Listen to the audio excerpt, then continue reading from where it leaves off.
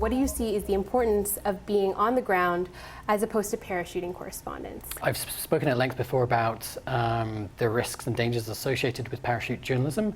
I've adapted that sort of mentality that there's a lot of value in being there for a longer period of time, studying what's going on, often even things that aren't said on camera.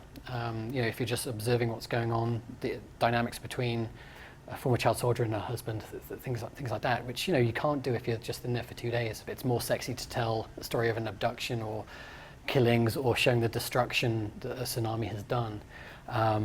So often there's not as much interest in sending journalists after the fact. So that's another danger with parachute journalism is you're in there for the main event, and then and you have to file quickly, and then you're pulled out and you go to the next big event. What is it that makes some news organizations cover a story in Africa from a bureau thousands of miles away in London, for instance? Going to the foreign editor or trying to interest a member of public in the struggles of former child soldiers in Uganda. I mean, they'll be like, why do I care? Ultimately, I think you try and appeal to people's curiosity, to the fact that these are human interest stories. I'm using the medium of a graphic novel as basically as a hook. The media spotlight is on particular parts of the world for too brief a time, and then the media spotlight passes on to the next disaster, next war, next flood, what have you, without, again, getting the sort of time to really understand what's going on.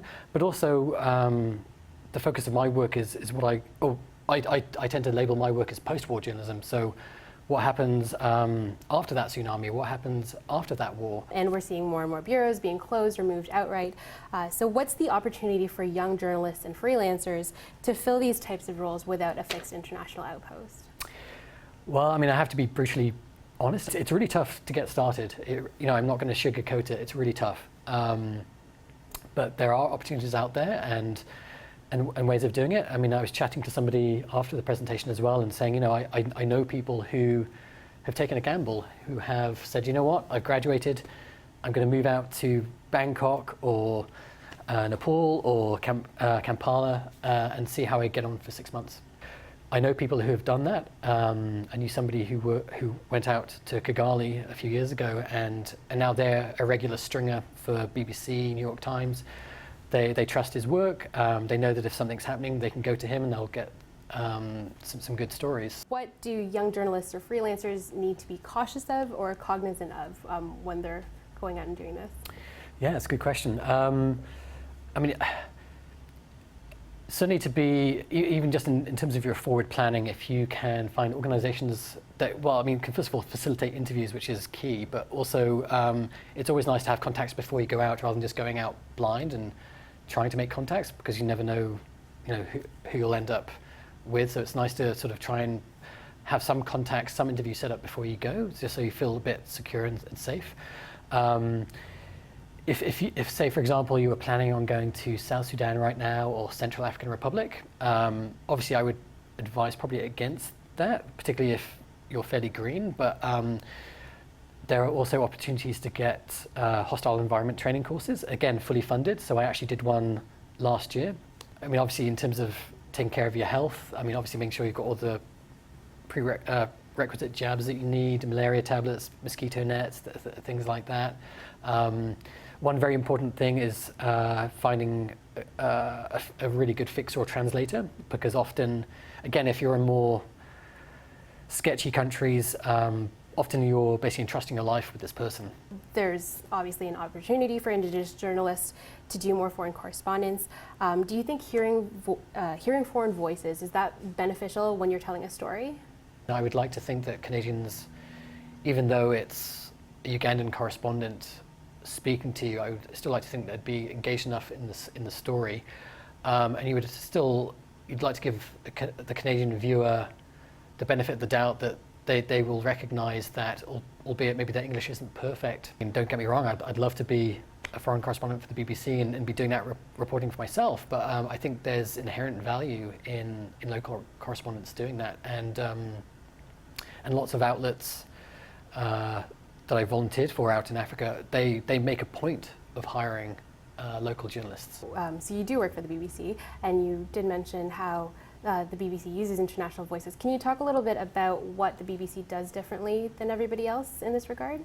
The one thing I like about the BBC is that they're willing to experiment, which is something I appreciate. With, for example, I've used the graphic novel now. In the past, I've used a drone in Mali to do shots of people cutting corn.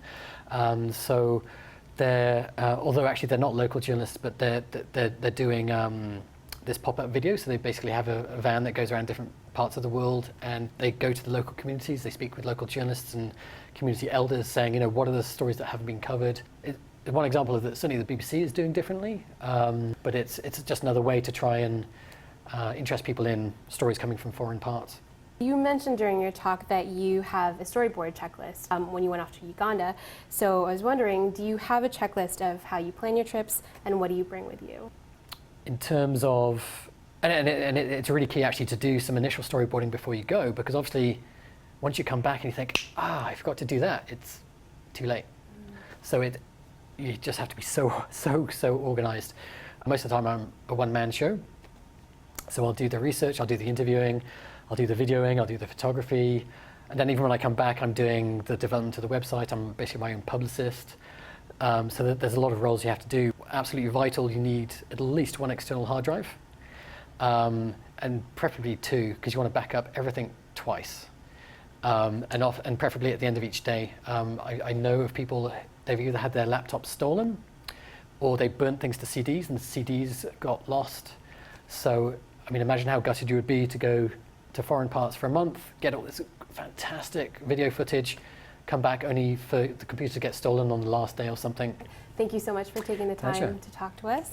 You can follow Marc on Twitter at Marc E. Ellison. Be sure to visit jsource.ca and follow us at jsourceirb.